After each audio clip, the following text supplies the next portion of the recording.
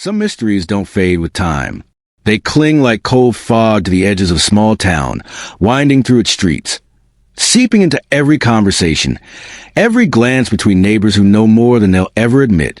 In Benton County, Missouri, a stretch of rural heartland where golden wheat fields meet an endless sky, there's one question that has haunted people for more than 3 decades. On September 14, 1991, Ashley, a respected highway patrol officer, 32 years old, dependable to the core, simply vanished. No crash, no witnesses, no trace. Her last radio call came at 3:47 p.m., calm and routine. 7 years later, searchers would make a discovery so chilling, so unexpected, that would raise more questions than it answered and hint at a truth some people would rather die than speak aloud. Ashley Mitchell wasn't just a badge and a uniform to Benton County. She was their officer. At 5 feet 6 inches, with warm brown eyes and dark hair always pulled back into a regulation bun, Ashley had a quiet authority about her. She could diffuse a roadside argument with nothing but a calm voice and a level stare. Kids in town waved when her chrome patrol motorcycle rumbled past. Farmers knew she'd stop to help change a tire, even in the pouring rain. In 8 years on the job, she had never once missed a shift. Her uniform was always pressed, her boots polished to a mirror shine. She carried jumper cables, a toolbox, and a stash of bottled water in her bike storage compartments. Not for herself, but for stranded motorists who couldn't afford help. She was the most reliable officer I ever worked with. Her supervisor would later say, if Ashley said she'd be somewhere, she'd be there. That Saturday dawned clear and cool, the kind of late summer day that tricks you into thinking autumn will be gentle. By 6:45 a.m., Ashley was already at the station, 15 minutes early, as always. The desk sergeant remembered her leaning on the counter, sipping coffee, talking about her weekend plans. After her shift, she was going to drive to Springfield to see her parents. Her voice was light, relaxed. There was no hint of what the next hours would bring. She checked her motorcycle tires, tested her radio, and reviewed the overnight reports. At 7:30, she rolled out onto Highway 287, the rumble of her bike fading into the morning air. Her patrol area stretched across 60 miles of rolling countryside, Tulane asphalt cutting through seas of wheat and corn, cattle grazing behind weathered fences, farmhouses set back behind oak and maple groves. Weekends brought a mix of traffic. Families heading to visit relatives, trucks hauling feed and equipment, the occasional tourist exploring the quieter parts of Missouri. Ashley knew every inch of it. Mile markers weren't just numbers to her. They were landmarks. Mile 112, the Miller place with the big red barn. Mile 126, the dip in the road that flooded every spring. By mid-afternoon, the temperature had risen to a comfortable 72 degrees, a light wind from the southwest brushing over the fields. Ashley had made her usual stops. A quick coffee at Miller's gas station around 2:30, a friendly wave to the Riverside diner owner as she cruised past. The last time anyone heard Ashley's voice, it was over the radio. Unit 247, Code 7, meal break. Location, mile marker 143 near Riverside Bridge. Her tone was normal, professional, maybe just a shade tired after 8 hours in the saddle. The dispatcher acknowledged. The time was logged. No distress. No urgency. No sign she was minutes away from vanishing completely. She was expected to check back in at 4:30. She never did. At 4:45, dispatcher Linda Rodriguez called Ashley's badge number. Static. She tried again at 5:15, this time with a thread of concern in her voice. Still nothing. By 5:30, Sergeant Tom Bradley was calling her directly. Silence. At 6 o'clock, search protocols were activated. Patrol cars rolled out toward mile marker 143, red and blue lights slicing through the early dusk. None of them knew it yet, but they were about to begin a search that would stretch on for years and reveal truths the town was never prepared to face. The first patrol units reached Riverside Bridge just as the sun slipped behind the tree line, casting long shadows over the blacktop. Riverside Bridge wasn't much to look at, a narrow span of aging concrete built in the 1930s, crossing a ravine where seasonal floods carved deep channels through the earth. The guardrails were rusted in spots, paint flaking away to reveal decades of weathering. Locals said it was haunted, cursed even, though most chalked that up to old-timer superstition.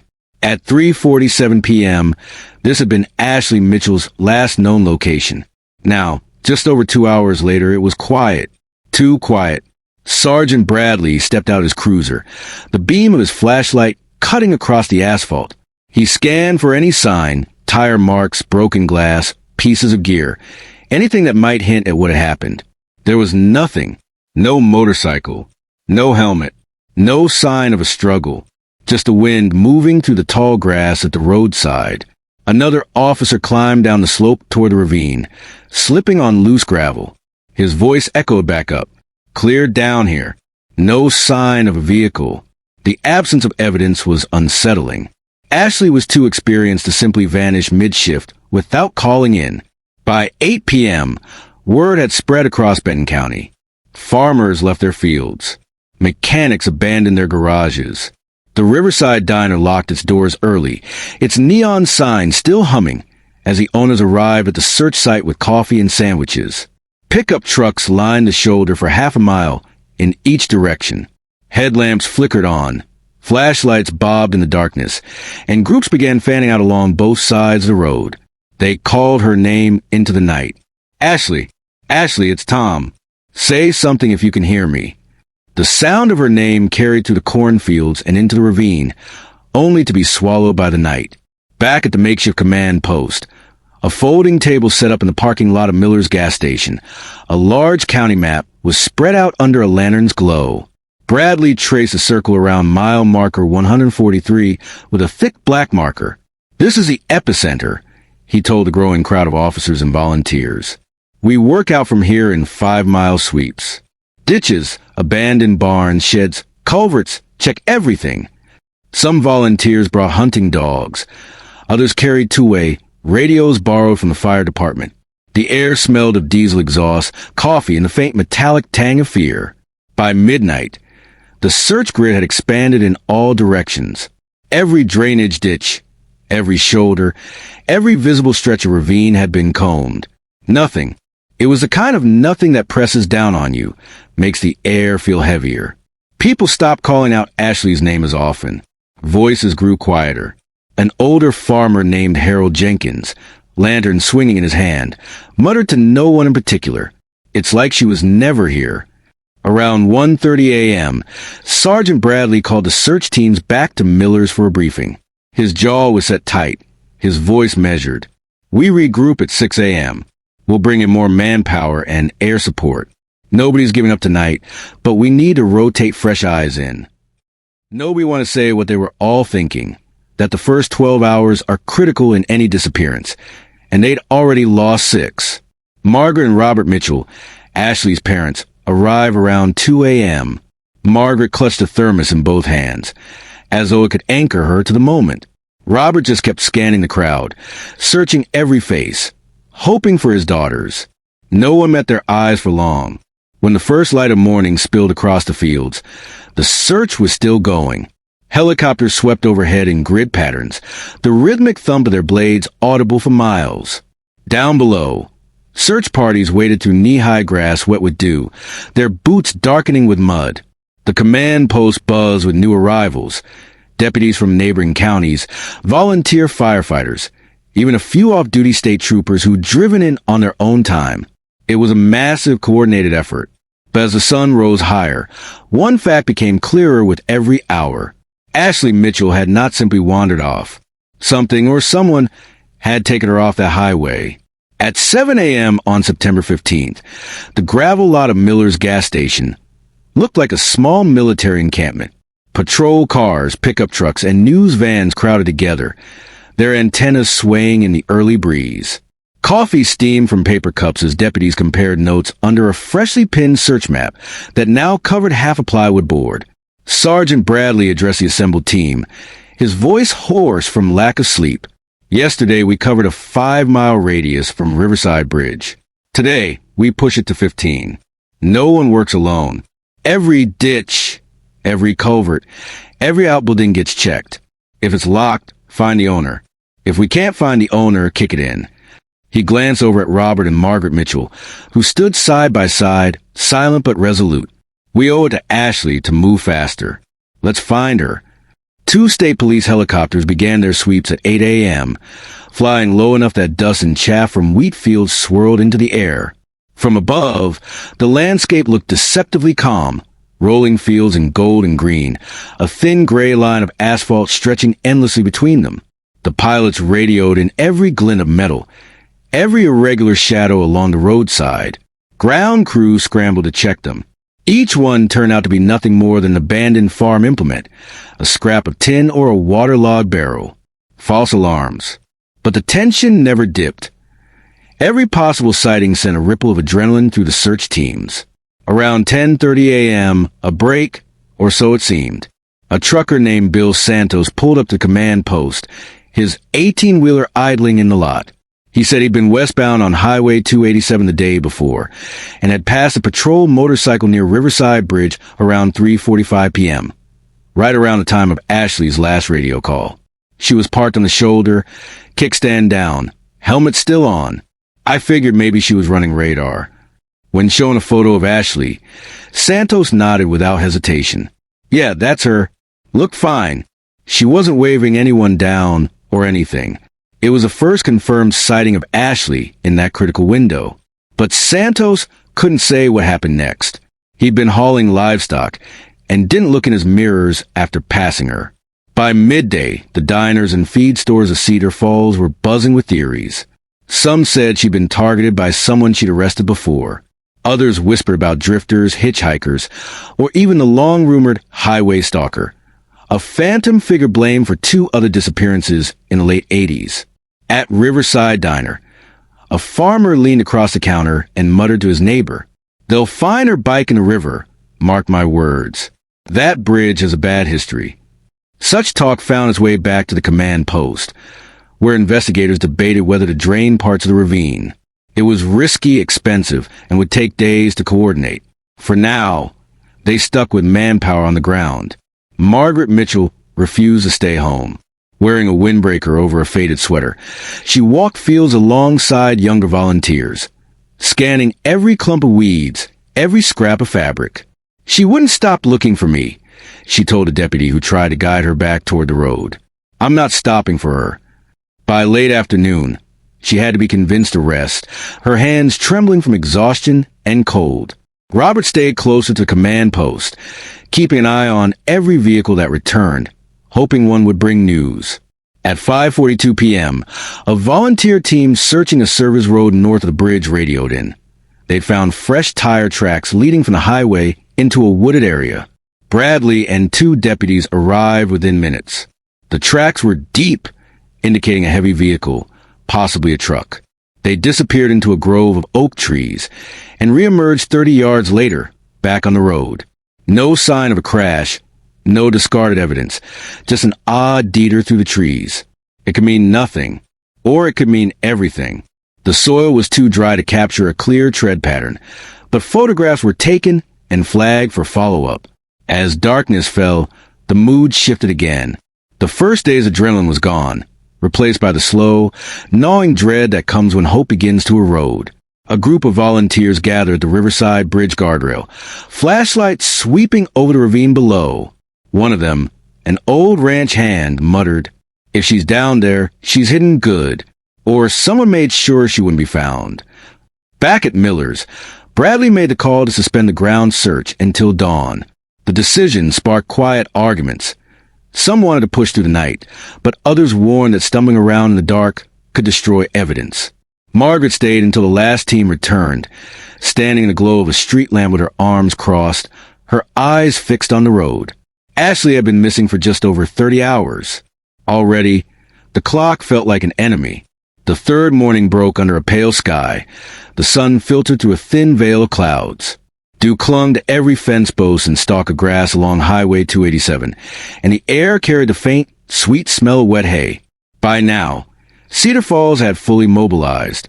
Farmers were lending ATVs. Hunters brought in dogs trained for tracking deer, but now repurposed the search, and local kids skipped school to hand out coffee and maps at the command post. But behind the bustle, fatigue was settling into everyone's bones. Searchers had been working for 2 days with barely any rest, and every hour that passed without finding Ashley sharpened the unspoken fear that they weren't searching for a rescue anymore.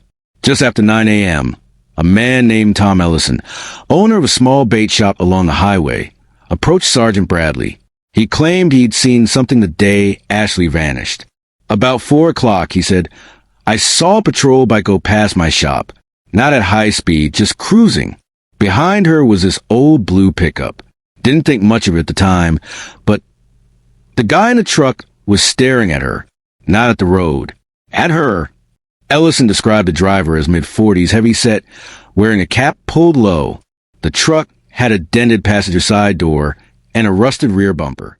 It wasn't much, but it was the first hint of a possible tale. Deputies broadcast an alert to be on the lookout for any vehicle matching that description. Around noon, one of the tracking teams reported that a bloodhound had picked up a faint scent trail near a gravel pull-off about 2 miles north of Riverside Bridge. The trail led west away from the highway, through tall grass and into a dense stand of cottonwoods. The team followed it until they emerged onto a dirt lane, leading to an old, weather-beaten farmhouse. The place looked like it had been abandoned for decades. Peeling white paint, shutters hanging crooked, the roof sagging in the middle. A rusted windmill creaked slowly in the breeze. The mailbox out front bore no name, just a faded number, 227. Bradley authorized entry. The interior smelled of mildew and rodent droppings.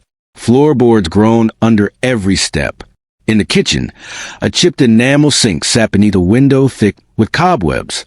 A battered oak table was pushed against the wall, one leg propped up on a brick. Upstairs in a small bedroom, they found something that made everyone stop. A tattered blanket on the floor, an empty water bottle, and a candy wrapper. The kind sold at Miller's gas station. The blanket was old, likely from the house's original occupants. But the bottle and wrapper? They looked recent. Deputy Harris found the cellar door behind the kitchen. It was padlocked, but from the outside, with a brand new brass lock that gleamed in the dim light. Bradley called for bolt cutters. The door swung open with a sharp metallic click, revealing a steep set of wooden steps descending into darkness. The air that drifted up was damp and cool, carrying the faint scent of earth. Flashlights pierced the gloom. The cellar was small, the walls of bare stone. Against one wall sat an old metal bed frame, stripped of its mattress. Nearby, a length of rope lay coiled on the floor. On the opposite wall, someone had scratched 3 vertical lines into the stone, deep, deliberate, and about the height of a person's hand. Every corner of the cellar was examined. No sign of Ashley, no sign of a struggle, no blood, no personal items. The rope was old, frayed, and brittle. The scratches could have been anything, a bored squatter's marks, or something much darker. Still, the newness of the lock bothered Bradley. Someone had been here recently. The property records showed the farmhouse belonged to an out-of-state owner who hadn't visited in years. No utilities were connected. The bloodhound had lost the scent near the back door, where tire tracks, fresh in the rest, led away into the fields. By that evening, word of the farmhouse search had spread. In the corner booth of Riverside Diner, an elderly man shook his head and muttered, "I told them years ago that place ain't right. Folks been hearing things out there since the 60s. The waitress refilled his coffee and whispered, "If they find her there, nobody in town's gonna sleep easy again." Rumors spun faster than facts. Some said the farmhouse had been a hideout for criminals decades ago. Others claimed there were tunnels beneath it that led to the river. The sheriff's office released no official statement, only confirming that items of interest had been collected for analysis. Margaret didn't sleep. Neither did Torres, who had been quietly observing the investigation since arriving on day 1. He knew the farmhouse wouldn't be the last dead end. But something about that locked cellar nagged at him. Why lock a door to an empty room in an abandoned house, unless you want to keep something in, or keep people out? The search would continue at first light. Somewhere between Riverside Bridge and the field beyond, Ashley Mitchell's trail had gone cold, but not invisible. Not yet. The farmhouse search had ended without Ashley, but it left Torres with something more valuable than a candy wrapper or the new padlock: a location. Late that night, in the dim light of the sheriff's office, Torres spread out a large county map. He placed 3 red pushpins. One at Riverside Bridge, where Ashley was last heard from. One at the site of the abandoned farmhouse. And a third at a gravel turnout 10 miles north, where a salesman named Gary Peterson had vanished in 1990. The pins formed one point of a triangle. Then Torres added another for rancher Dale Hoffman, missing since 1989, and the shape was complete. It was a triangle of empty roads, thick woods, and forgotten structures. Locals didn't call it by any name, but Torres gave it one in his notes: the Riverside Triangle.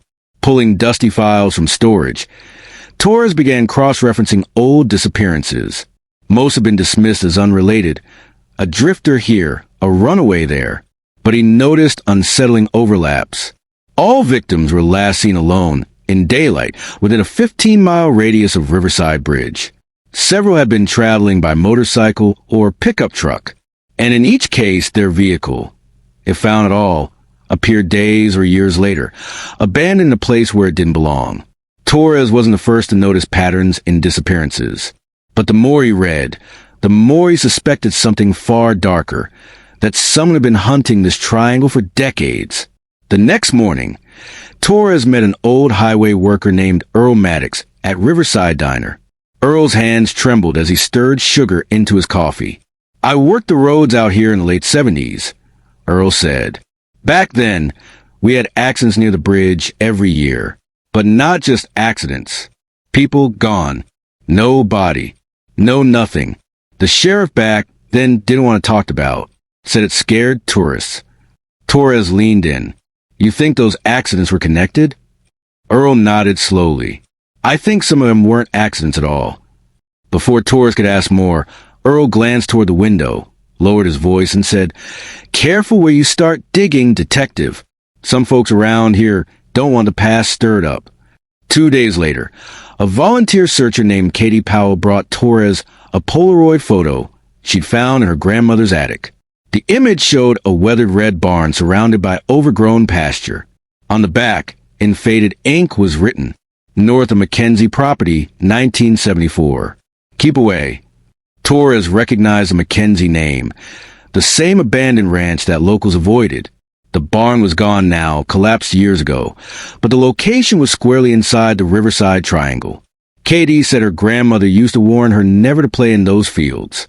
Said there were places out there that swallowed people whole. Torres marked the barn's location on his map.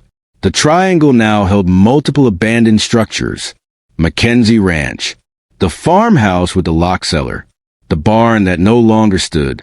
The triangle wasn't just empty land. It was dotted with human footprints from the past, and all of them seemed to vanish into the same darkness. As Torres's map grew, so did the unease in Cedar Falls. People whispered that the search for Ashley had stirred something better left alone. Farmers reported strangers on their land. A gas station attendant swore someone had been watching the search teams from the tree line. Bradley, still running the official investigation, pulled Torres aside one night. "I know you think you're onto something, but you need to slow down. You start throwing around words like serial predator and triangle, and this town's going to shut its doors on you." Torres didn't argue, but he kept the map on his desk, always in sight. On the 7th day of the search, Torres returned to Riverside Bridge at dusk. The sky bled orange over the wheat fields, the bridge's concrete rails casting long shadows. He walked the length of the span, pausing halfway to look down into the ravine. The water was low, revealing jagged rock and twisted tree roots. For a moment, he imagined Ashley down there, crawling from the wreckage of her bike, trying to find her way to safety, only to run into something or someone that made sure she was never seen again. The wind picked up, carrying the scent of damp earth and something else, faint, metallic. Torres couldn't see anything unusual in the shadows below, but he felt, with the same certainty he'd felt since day one, that Riverside Bridge wasn't just where Ashley disappeared. It was where someone had taken her. 2 days after his dusk visit to Riverside Bridge, Torres was back on the road at first light. A farmer named Henry Calloway had called in, saying searchers had been trespassing near his south pasture. But when Torres arrived, Henry met him at the gate, looking uneasy. They weren't searchers, Henry said, gripping the fence post. They didn't have dogs or gear. Just one man, standing out there, watching the tree line. When I called out, he walked away. Not ran, just walked, like he didn't care I'd seen him. Torres followed Henry to the edge of the field. The wheat was waist-high, golden in the morning sun. Near the center, a narrow path had been pressed into the stalks, not wide enough for a tractor, too deliberate to be deer. At the far end of the trail, he found a footprint in the soft dirt. Heavy tread, large size. No other print, no cigarette butts, no trash. Just that single, perfect print. That night, Torres worked late, poring over aerial maps of the Riverside Triangle. His desk lamp cast a pale halo over the spread of papers. Outside, the wind rattled the windows of the small sheriff's substation. At 11:47 p.m., a noise from the parking lot made him freeze. The crunch of gravel under slow, deliberate steps. He looked out. Nothing. But when he turned back to his desk, he realized his office door, which he'd locked earlier, now hung slightly ajar. In the morning, Torres found something taped inside of his door, a black and white photograph, grainy and weathered. It showed Riverside Bridge. In the foreground, leaning on the rail, was a woman in a police uniform. Her back was to the camera, but the posture, the hair, Torres knew without doubt. It was Ashley Mitchell. No date, no note, nothing. Torres took the photo to the county crime lab. The techs estimated it was at least 10 years old, maybe older. The kind of camera used hadn't been common since the late 80s. But there was something else. In the far corner of the image, barely visible in the shadows beneath the bridge, was a figure. A man, watching. When Torres asked if they could enhance the face, the tech shook his head. Too blurred. Could be anyone. But Torres didn't think so. 3 days later, Torres's phone rang at 2:14 a.m. The voice on the other end was low, male, and calm. "Detective, you're mapping things that don't need to be mapped." Torres said nothing, waiting. "You think you're hunting someone," the voice continued. "But out here, detective, someone's hunting you." The line went dead. The next time Torres visited the wheat field where Henry had seen the stranger, the scent hit him before he reached the tree line. That same faint metallic tang he caught on the wind at Riverside Bridge. Blood and rust. He followed it to a small clearing. In the center, a circle of blackened earth, burned recently. Among the ashes, he found something warped and partially melted, a metal badge. The numbers were unreadable, but the outline was unmistakable. It was a shape used for Benton County Sheriff's Office patrol officers. Torres locked himself in the records room that morning.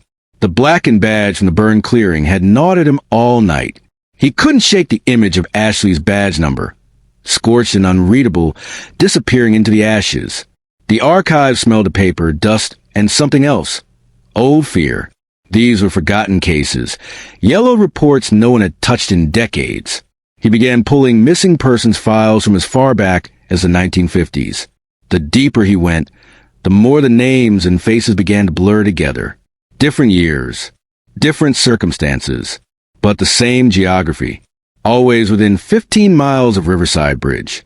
By noon, Torres had a wall covered in pins and string. 1954. Farmhand disappeared on his way to town. 1961. Traveling salesman vanished between two gas stations. 1978. Schoolteacher's car found abandoned near the bridge.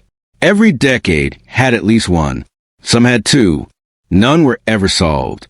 When he connected the points, the string didn't form the rough triangle he'd expected. It formed a spiral. The center of that spiral? The old Mackenzie property.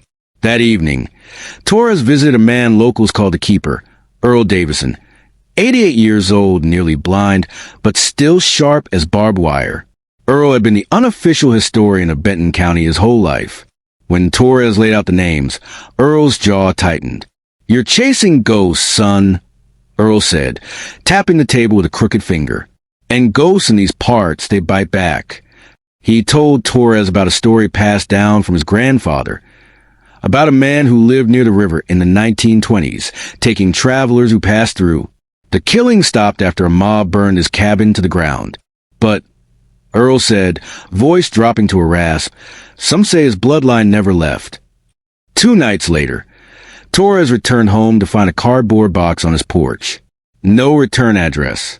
Inside was a single item, a rusted antique key, wrapped in yellowed newspaper dated October 1926. No note. The paper's headline read, "Local farmer missing. Search underway near Riverside Bridge." Torres turned the key over in his palm. It was heavy, iron, and engraved with a single letter, M.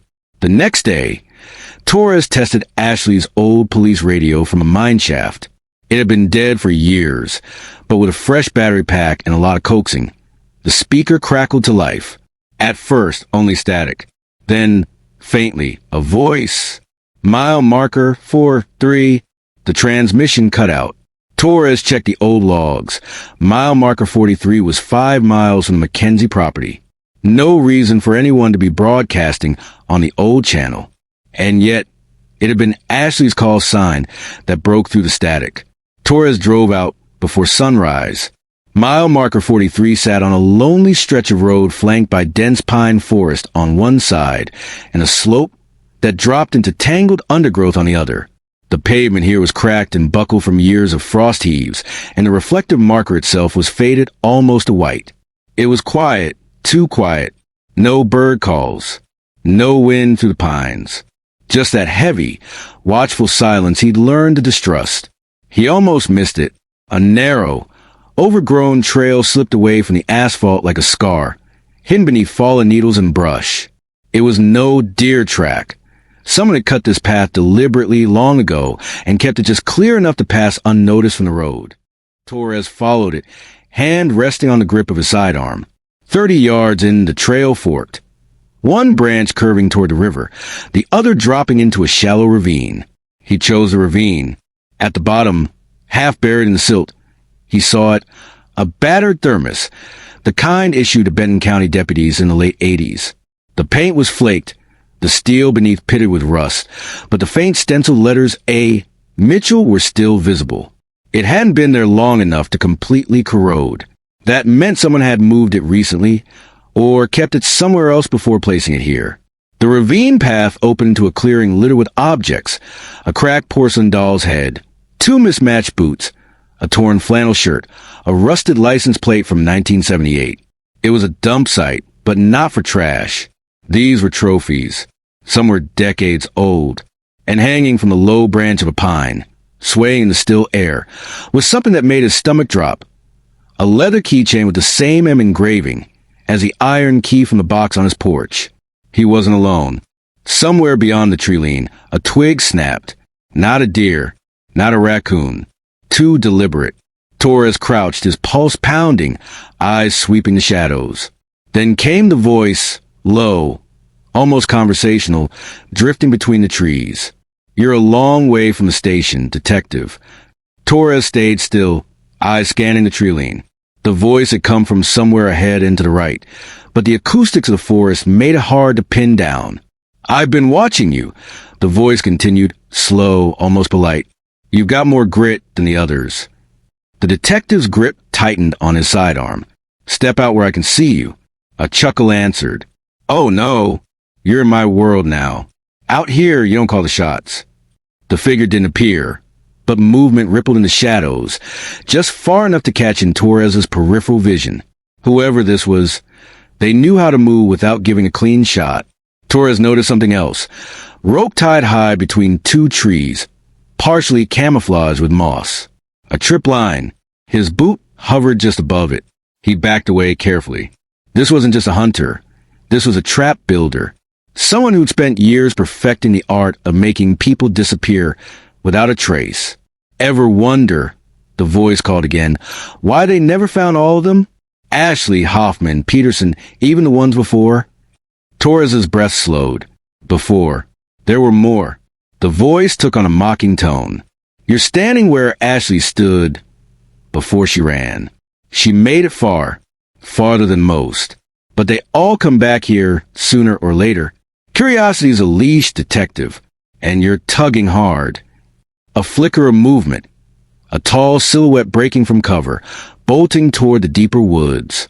Torres launched after him, crashing through underbrush, branches whipping at his face. The man moved with uncanny speed, weaving between trees, forcing Torres to dodge and slow. Then, a clearing. An old shack stood in the middle, weatherboards gray with age, windows black as empty eyes. The figure slipped inside. Torres burst through the doorway, gun raised and froze. The interior was lined floor to ceiling with shelves of objects, keys, wallets, photographs, shoes. Hundreds of them. Every missing person for decades, cataloged like a grotesque museum. And there, on a center table, under a single hanging bulb, was Ashley's badge, polished, untouched by time. A creak behind him. Torres spun, but the man was already in the doorway, shotgun leveled. His face was lined, weathered, but his eyes were bright and cold. "You think you're the first to look?" he said. Torres's mind raced. This man had been here for decades, maybe inheriting the game from someone before him. A tradition of hunting travelers, passed down like a family craft. The man's smile was thin. "It's not about killing, detective. It's about keeping the story alive. Fear keeps people sharp. And this place, it feeds on it." Torres dove sideways as the shotgun roared, which splintered where he'd stood. He rolled, fired twice. The man staggered but didn't drop. A rush of footsteps outside. Backup finally arrived, red and blue lights slicing through the gloom. The man bolted for back door, vanishing into the trees. They searched for days but never caught him. The shack and its grim trophies were documented, the evidence locked away. But without the hunter himself, there would be no justice. Only the knowledge that he was still out there. Ashley's badge was returned to Margaret Mitchell. She held it like a relic, tears in her eyes. Torres, in his report, called the suspect the keeper, a man who didn't just kill, he curated fear. Months later, Torres received a small, unmarked package at his home. Inside was a single item, a worn thermos, stenciled T. Torres, filled with fresh coffee. No note, no fingerprints. Just the silent promise that the game wasn't over. And somewhere in the Missouri woods, the pines whispered in the wind, a sound that might have been the forest itself, or quiet laughter fading into the dark. The autumn of 2004 had settled over Benton County like a worn quilt. Warm during the day, biting cold at night. Detective Mike Torres had been retired for 4 years, but the case of Officer Ashley Mitchell never let him go. Some nights, he would dream of the Riverside Bridge. Always the same dream. The bridge stood bathed in moonlight, and on the far side, a shadowed figure leaned on a chrome motorcycle. No matter how far Torres walked, the figure never came closer. In early November, a plain brown envelope appeared in his mailbox. No return address. Inside was a single Polaroid photograph, grainy, black and white, like it had been taken with a decades-old camera. The image showed the interior of a dimly lit room. In the center sat Ashley's patrol helmet, placed neatly on a wooden table. A folded note rested beside it. Written in bold marker were 3 words, "Still here, Mike." Torres's hands trembled. He examined the photo under a magnifying glass. In the background, through a cracked window, he could see what looked like the silhouette of the old Mackenzie barn, long since condemned and boarded up. Within an hour, Torres was driving the back roads toward the Mackenzie property. It was just as he remembered. 2,000 acres of wild, tangled land. The barn leaned dangerously, its roof sagging under years of neglect. But something was different this time. Fresh tire tracks in the dirt, leading away from the barn toward the tree line. Inside the barn, the air was thick with dust and the faint metallic tang of rust. On the floor, footprints, boot prints, circled a pile of hay concealing a metal hatch Torres had never seen before. He knelt, pulling away the hay. The hatch was old but recently used. The padlock hung open. A narrow staircase descended into darkness. Torres flicked on his flashlight and stepped down. The air grew damp and cold, and after 20 feet, the narrow tunnel opened into a subterranean room. On one wall, dozens of photographs were pinned. Images of the Riverside Bridge, the Mitchell family home, even Torres himself, taken from a distance over the years. At the center of the wall was a larger photo. Ashley Mitchell in uniform, smiling, taken from an angle that suggested she hadn't known she was being photographed. Underneath, in red ink, "Some people never leave." Torres felt the hairs on his neck stand. Somewhere in the tunnel behind him, a soft scrape of boots against dirt echoed. He spun, flashlight beam cutting through the dark. Nothing. Only the smell of damp earth and the whisper of air moving through unseen vents. By the time he reached the surface, the sun was dipping below the horizon. The tire tracks were gone, erased somehow, as if they had never existed. Over the next few months, more envelopes came. Each contained a photograph. One of Torres walking his dog. One of Margaret Mitchell placing flowers at a roadside memorial. One of the sealed mineshaft entrance, taken only weeks prior. The last envelope arrived in late spring. Inside was another Polaroid, Ashley's badge, lying in the middle of Riverside Bridge. Written on the back, in the same bold marker, she asked me to wait. I still am. Torres turned the photo over again and again, feeling the weight of its meaning. Whoever had sent it wasn't just a shadow from the past. They were here, now, watching. And somewhere in Benton County, under the endless Missouri sky, the line between the living and the vanished blurred once again. The case of Officer Ashley Mitchell was officially over. But for Mike Torres, and perhaps for all of Cedar Falls, it had only just begun.